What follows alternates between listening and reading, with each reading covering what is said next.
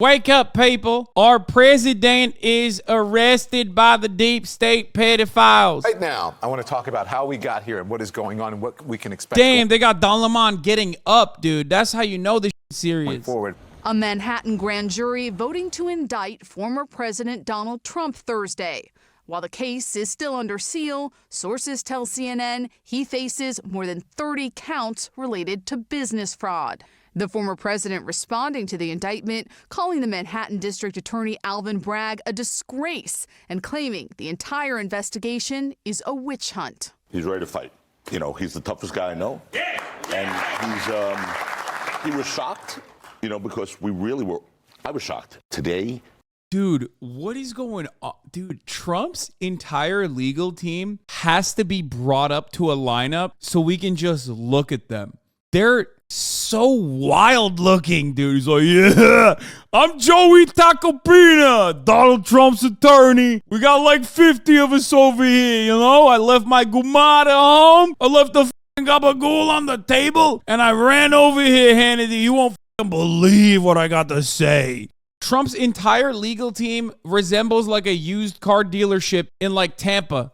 His security guard was called Matthew Calamari. This is so unserious. I'm sorry. Did Joe Pizza tell Trump about hydroxychloroquine? What the f*** is Joe Pizza? Mr. Pizza, whose wife was serenaded by Trump at Mar-a-Lago, is a hydroxychloroquine dealer. Stop.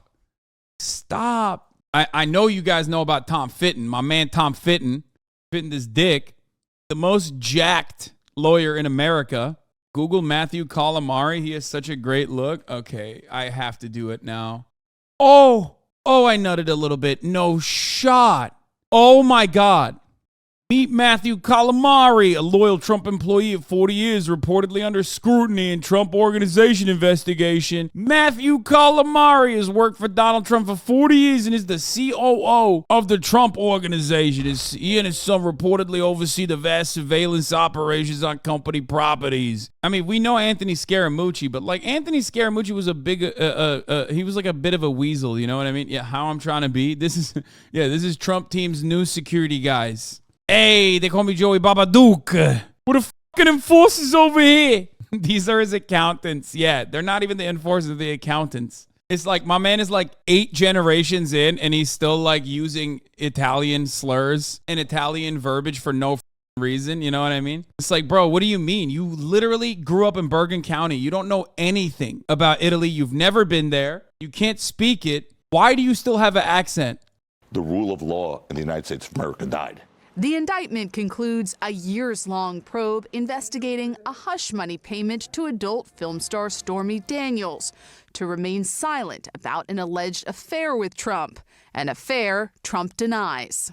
The case relies in part on the testimony of Trump's former Michael Cohen is the most "this is my lawyer, dog, I'm going to jail" ass lawyer I've ever seen, by the way. And I say this as someone who has had a actual conversation, like a one-on-one conversation with him. That's right. Michael Cohen is a friend of the show. Remember that. I went on his fucking podcast a couple years back, if you recall. He is the archetypical like loser lawyer, dude. It's so awesome. Personal attorney, Michael Cohen, who has in the past pleaded guilty to 9 federal crimes, including lying. I am a convicted felon. I am a disbarred lawyer, but I also brought the documents.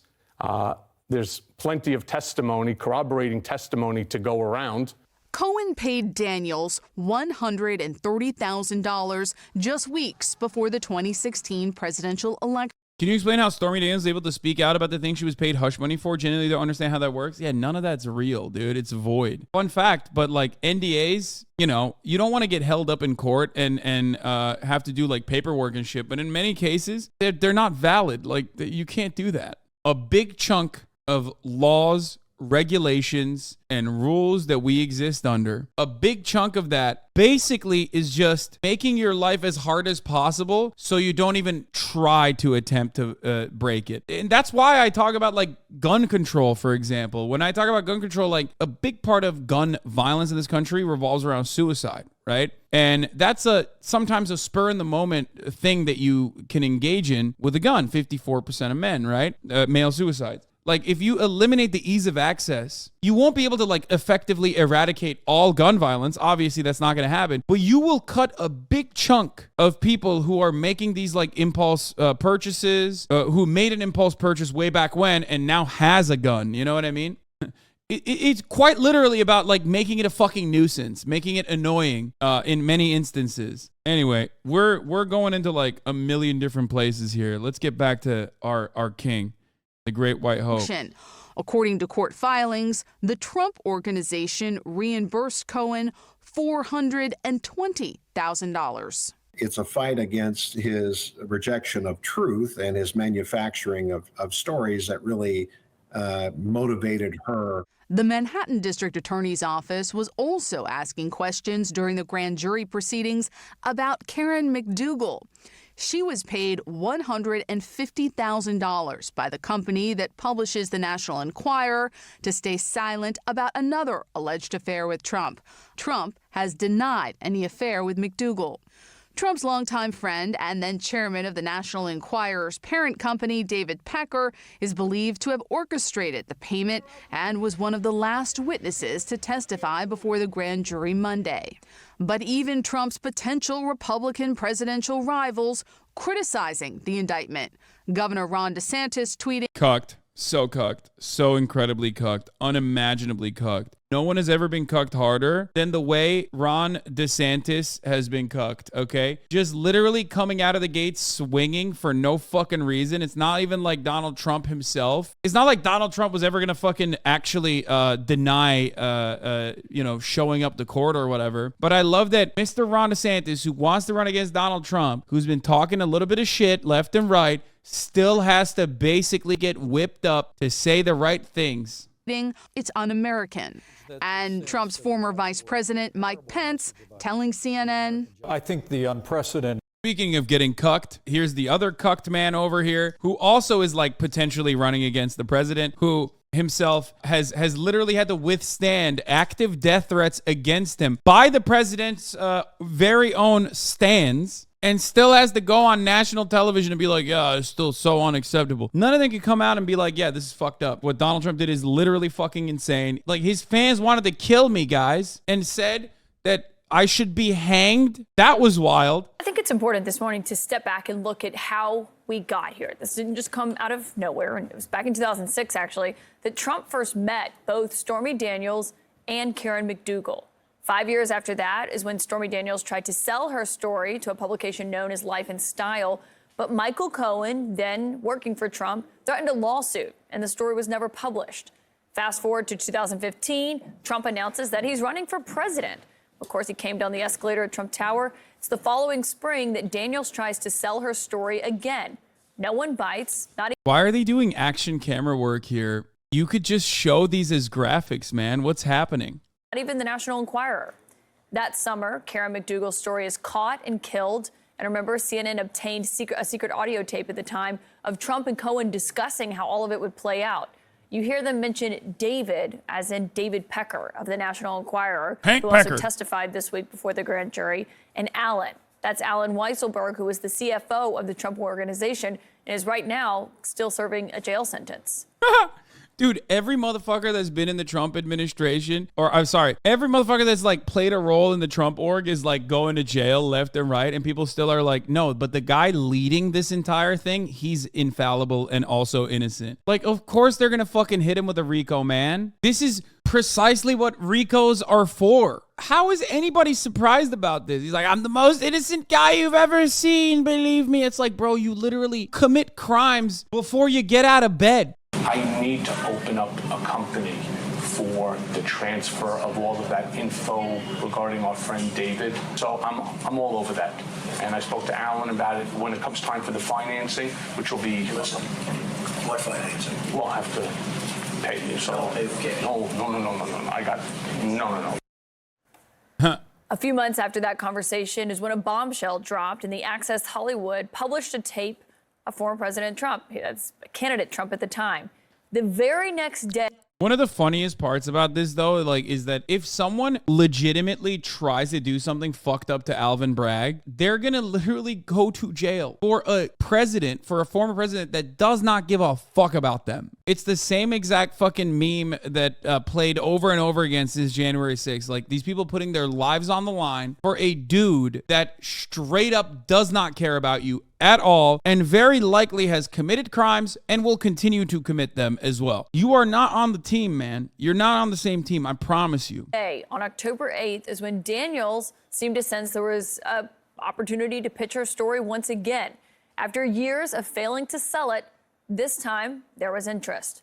On October 10th, 3 days after the Access Hollywood tape and about a month before the presidential election, Michael Cohen agreed to pay Stormy Daniels $130,000 in exchange for her silence. That deal threatened Daniels with severe financial penalties if she ever spoke about the alleged affair. On the 28th, that agreement was signed, 11 days before Election Day. Of course, an election we now all know Trump won. Poppy, all of this is the heart. The other part of that's really funny is people constantly being like, well, the statute of limitation went away. It's like, okay, so I guess you can do any crimes you want, especially those that pertain to campaign finance violations. As long as you do campaign finance violations, like as long as you win, you're good. You know what I mean? Like, yeah, they tried it back then and everyone was like, dog, you can't indict a sitting president. Like, you just can't do that. He won because Dems fucked it, not because Stormy got a bag, let's be honest. Oh, of course. You know that already. I totally do agree with that. Let's talk about what came immediately after, right? 2016, 2017, Donald Trump paid Michael Cohen back with a series of monthly checks, right? $35,000 a month after month. Different case, but when Michael Cohen was looking at charges, the DOJ said that those checks were accounted for as legal expenses, even though they were not part of any legal service that he provided to Trump that year. So now what? Ellie Honig is back, our CNN senior legal analyst. Okay, Ellie. What should Dems have done instead?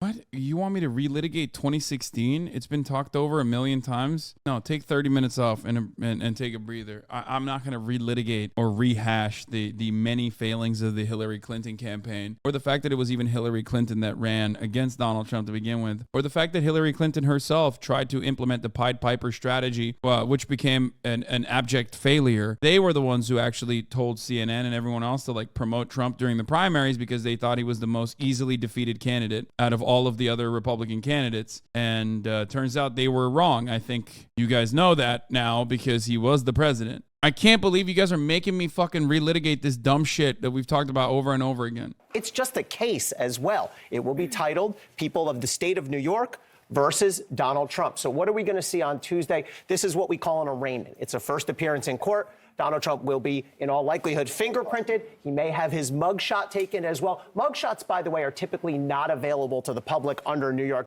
Bro, you know that shit's gonna leak. Are you kidding me? If that doesn't leak, I'm gonna be so pissed. That leak in and of itself is good for both Trump because like he will look like a badass, you know what I mean? And it's good for like the liberals to jerk off to. That's bipartisan, you know what I mean? That's as bipartisan as like giving the American military $800 billion in discretionary spending. The judge will read the charges to Donald Trump, ask him to enter his plea. He will certainly plead not guilty. And then the judge will almost certainly release Donald Trump on what we call his own recognizance, meaning come back when you will. Depends on the risk. There's a small factor they could argue he's a risk to incite violence. You guys are crazy. No. That's not.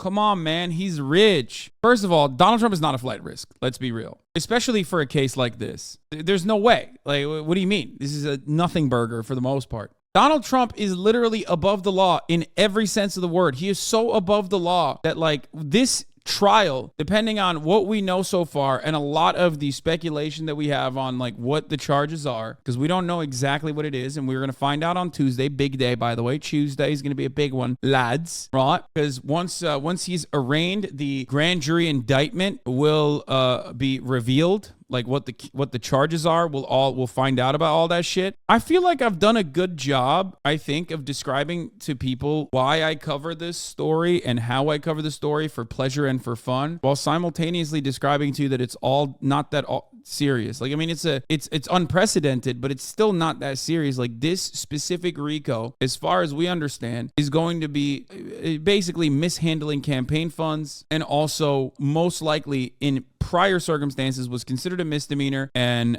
in prior campaigns, people have just basically paid a fine. Unless there's something bananas going on, which I don't think there is. I have no reason to believe that there is something super serious happening here. The Georgia case, in my opinion, is significantly more serious. Another case that's serious is the DOJ case on January 6th. These are actually legitimate ways that Donald Trump could face some level of legal scrutiny, but this individual case, as far as we understand it, doesn't seem to meet the muster of something that will like lock him in jail or anything like that. But it's a lot of fun. What do I always say? You steal from the poor, you become rich. You steal from the rich, you go to jail. That's how it works.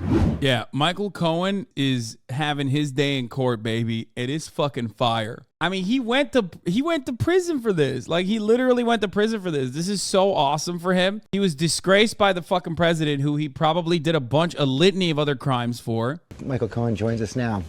What a journey this has been for you over the last several years, many years in the service of Donald Trump, many years in jail after turning on Donald Trump being convicted. 5 years ago, I actually was with you at the Regency when I came out, and I said, and it was a big turning point for me in my life, that my wife, my daughter, my son, and my country have my first loyalty and always will. And it was that meeting that actually changed the route that I was taking. How so? Because I decided that really my loyalty can no longer be to a man who doesn't deserve it.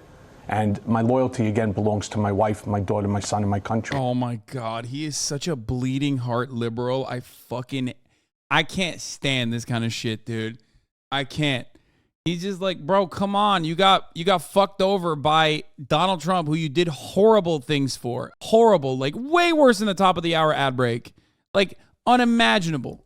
But, one of the things, since we bring up Tacopina and Costello, what I really would recommend to Donald, if you wanted to ask me my advice, Donald, I would say you really do need lawyers that are competent. This clown show of counsel makes absolutely no sense to me. He doesn't know the facts. How could you sit there and try to represent your client when you really have no idea what you're talking about? It's just bravado. And it's the bravado to a party of one. And the party of one, of course, is always Donald Trump. It's all about inflating his ego. Attorney Joe Tacopina. Joe, thanks for joining us again. So what should we all expect next week? George, it's a great question. This is unprecedented in this country's history. I don't know what to expect other than an arraignment. And what will that look like? Mugshot, handcuffs, perp walk? Look, I'm sure they'll try and get every ounce of publicity they can from this thing. The president will not be put in handcuffs. As far as the mugshot's concerned, perp walk, I mean, as I said, I'm sure they'll try to make sure they get some, joy out of this by parading him. But, I think this is a different situation. You have Secret Service involved here, George. You have the New York State Court Officers Union with Dennis Quirk and his team, the police department. So it's a lot of groups involved here, and I don't think they're going to allow this to become a circus as much as humanly possible.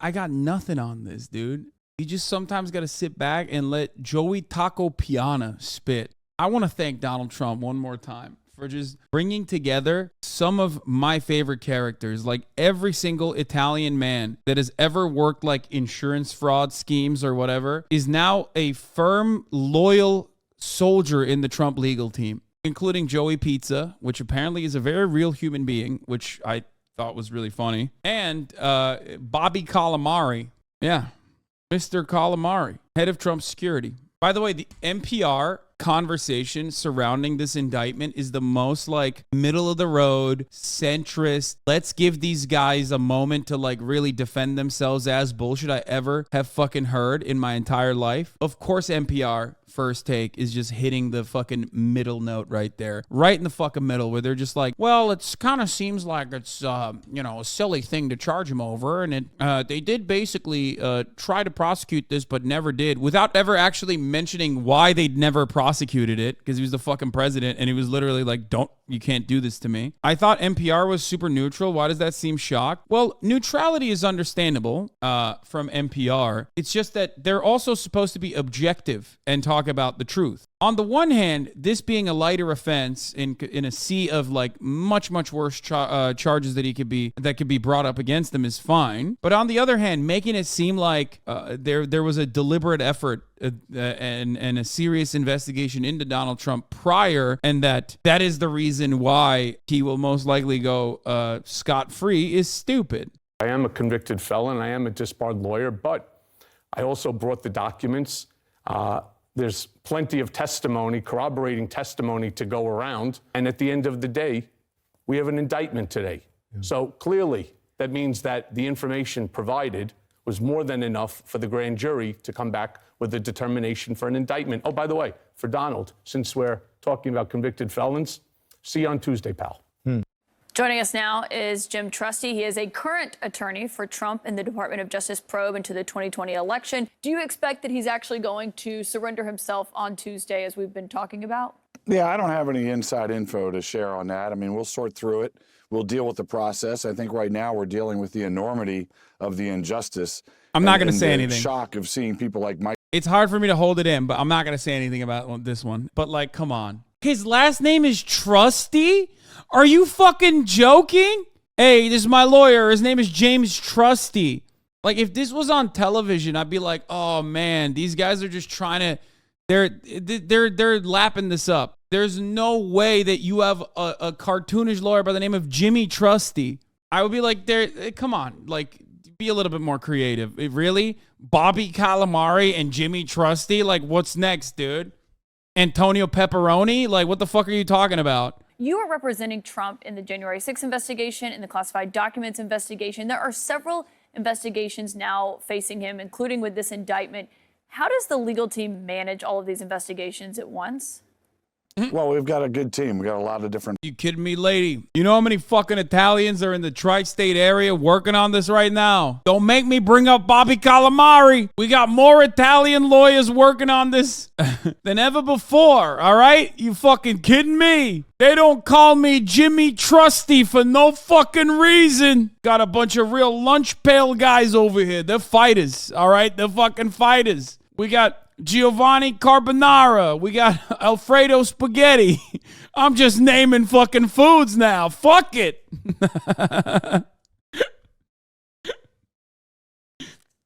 We're taking no fucking days off. You noted all the attorneys who are on the team. How many exactly are there? How many attorneys are there representing Trump at this time? Oh, I don't have an exact. Dude, yeah. Sorry.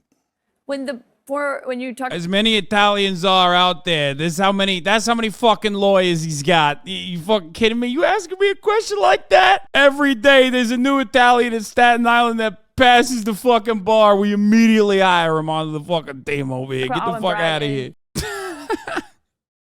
You look like 30-year-old Matthew Calamari. It's true. He fucking does over here.